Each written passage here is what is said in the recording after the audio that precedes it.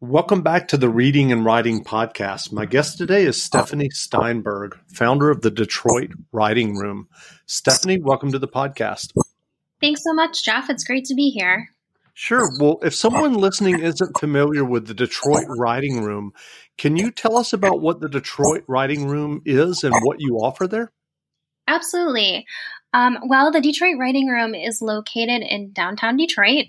We opened in June 2019, and it was my dream to open up a writing space, but also a place where authors who are local or even national coming into Detroit could give book talks. We also pre-pandemic, offered a lot of writing workshops and events like open mic nights and wine tastings and coffee tastings. And really since March 2020, we've switched everything to be virtual. So people can still tune into our book talks using Zoom. And we also offer our writing workshops virtually as well. And then lastly, we have a team of coaches. These are all professional journalists, authors. We've got photographers, graphic designers even on our team.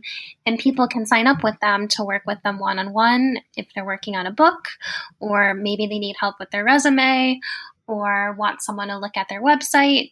You can sign up with one of our coaches, and right now it's all on Zoom, so you can meet with them, and it's usually an hour each time we have a coaching session, and the coaches are all amazing people to work with. I'm a little biased, but we've got a great team. Well, pre-pandemic with your events, did you partner with local bookstores?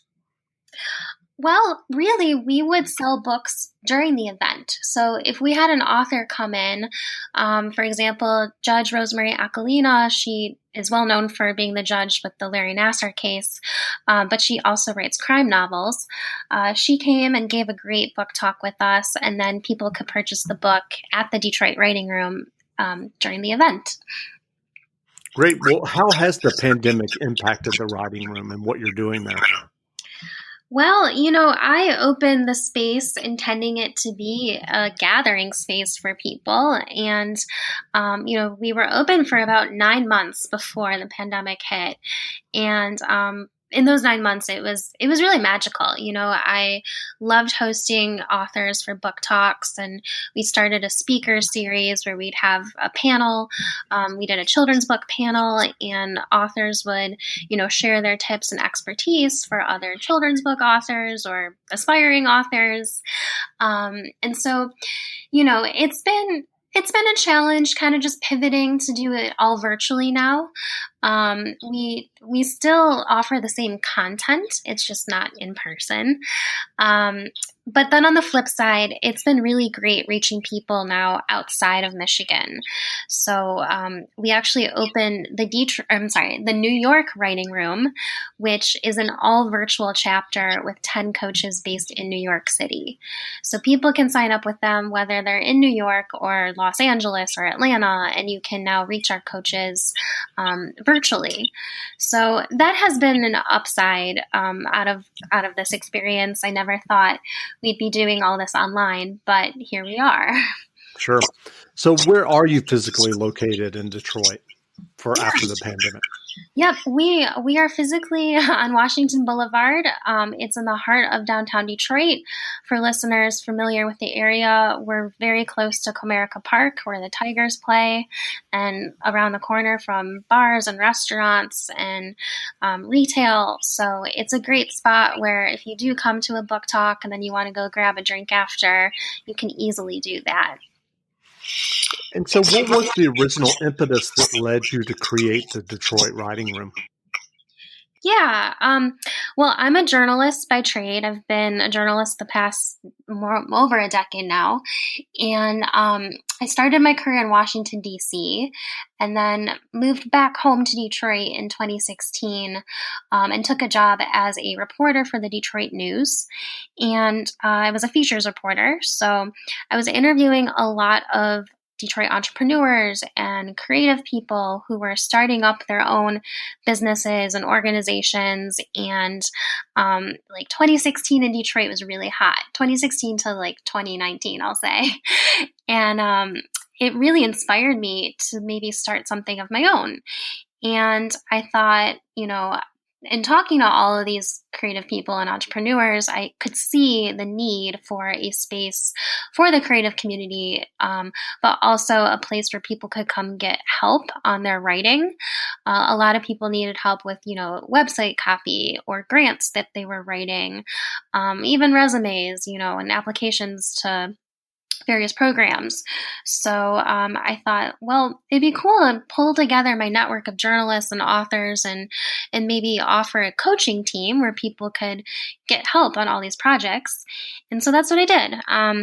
I found the space downtown after, I will say it took 3 years to really get it going. And then we opened in 2019. So here we are today. That's great. Well, there have been many stories in the last several years about the Renaissance of Detroit. And as a native of Detroit who moved back to the city, how is Detroit doing right now? Well, right now, it's the first week in January and in January 2021. So I think the pandemic hit us pretty hard.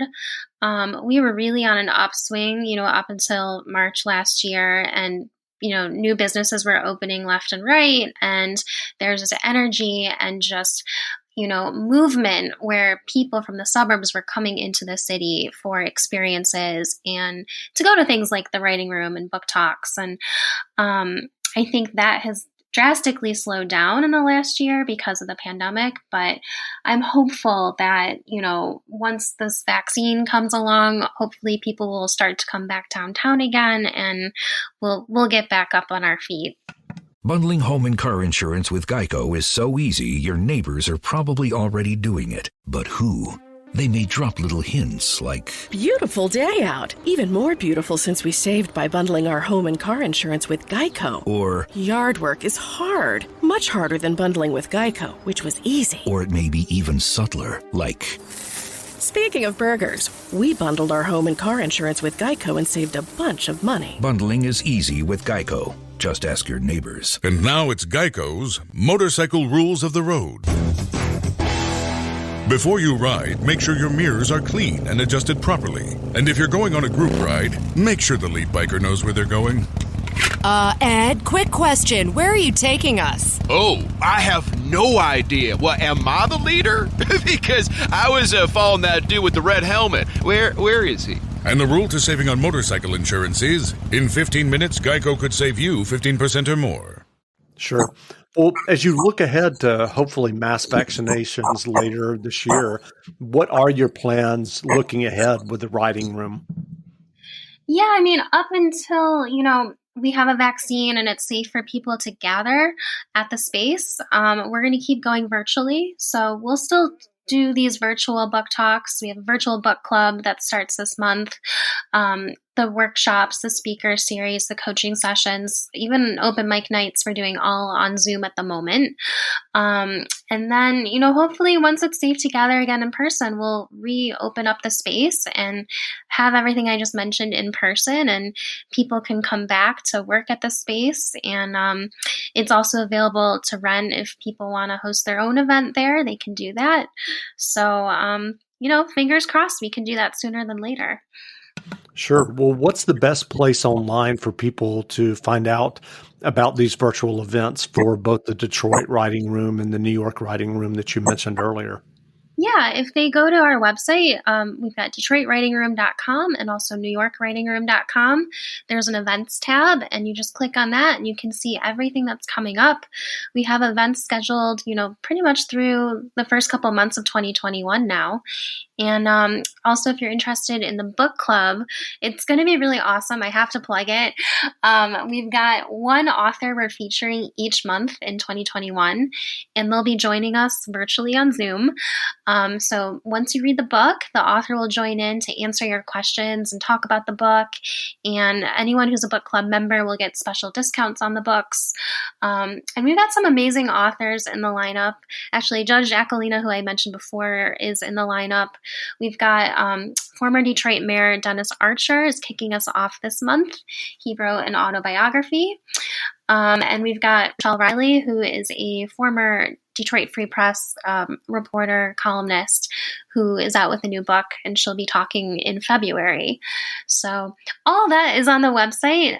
Coaching sessions too, if you guys are listening and you're working on a book and you want some feedback on it. Our coaches specialize in helping with all genres. So you can sign up on our website as well, DetroitWritingRoom.com. That's great. So what are some Detroit writers that people should be paying attention to and reading right now? I mean, there's a lot of creative talent in the city. It depends. Are you thinking like journalistically or?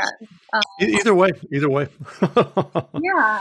Well, putting me on the spot. I mean, okay. It's hard to like name names because I don't want to leave anybody out. But yeah, I understand. One of our coaches, I'll mention her, Anna Clark. She is a prolific author and journalist, and she actually just announced that she's taking a job with ProPublica starting this month, and she's working on their Midwest team.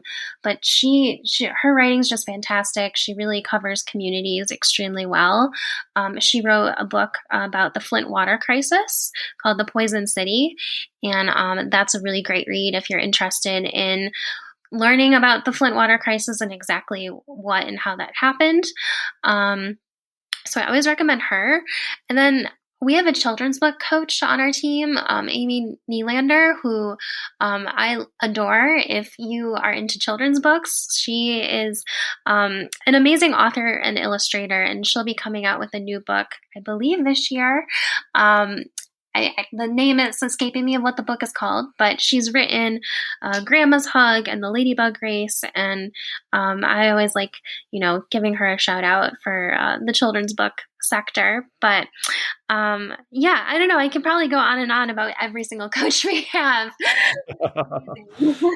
Great. Well, people should check out the website as well so they can learn about all those coaches. So I'm curious, you said you work as a features reporter. Are you still doing any writing yourself? Yeah, I'm currently a contributing editor to U.S. News and World Report, which is the publication I worked for in DC. They brought me on back again to work remotely, which I'm very thankful for. But I'm working on my own children's book. I'd like to one day take a stab at getting that published. So that's like my 2021, I guess, New Year's resolution is to submit that and shop it around and see how it goes. That's great. Well, good luck with that. So what has been your best experience or moment so far in opening the Detroit Writing Room? Oh, there's been a lot. I mean, overall, the best part for me is working with the authors and the writers and helping them on their writing journey. It's been really satisfying and just such a great experience to have an author come to us with, a draft of a book and then work with them the whole process and then see them actually publish it and host their book talk. Now that we've been open for, I don't know, not almost 2 years, but a year and a half or so, we've worked with a bunch of people who we've, from start to finish, helped them on their journey. And I always just love that because you really feel like you're a part of the experience with them. And so we love helping them get their books published, whether it's, self-publishing or trying to go for the traditional route. And we also work with a lot of entrepreneurs too, who are, launching websites and need help with editing their content. And it's always exciting to see once the website is live and, you can share it out with the community. So I don't know, for me, I love that moment where it's like, we did it, congratulations. Like it's out in the world, whether it's a book in your hand or something online. That's great. Well, do you have a favorite writer or book that you go back to yourself for inspiration or enjoyment? I'm a big fan of Mitch Albom. I've read most of his books by now. He's just a great storyteller, and I really enjoy delving into his stories. I guess I would point to those books as like my favorite. Great. Well, again, we've been speaking with Stephanie Steinberg, founder of the Detroit Writing Room. You can find them online at thedetroitwritingroom.com or newyorkwritingroom.com. And after the pandemic is over, make sure to check out the Writing Room if you're in the Detroit area or traveling to Detroit. And Stephanie, thanks for doing this interview. Thanks so much, Jeff. I really appreciate it. Great.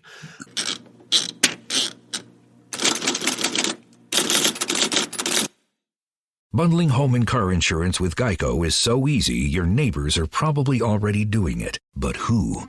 They may drop little hints like, Beautiful day out. Even more beautiful since we saved by bundling our home and car insurance with Geico. or Yard work is hard. Much harder than bundling with Geico, which was easy. or it may be even subtler, like, Speaking of burgers, we bundled our home and car insurance with Geico and saved a bunch of money. bundling is easy with Geico. Just ask your neighbors. And now it's Geico's Motorcycle Rules of the Road. Before you ride, make sure your mirrors are clean and adjusted properly. And if you're going on a group ride, make sure the lead biker knows where they're going. Ed, quick question. Where are you taking us? Oh, I have no idea. Well, am I the leader?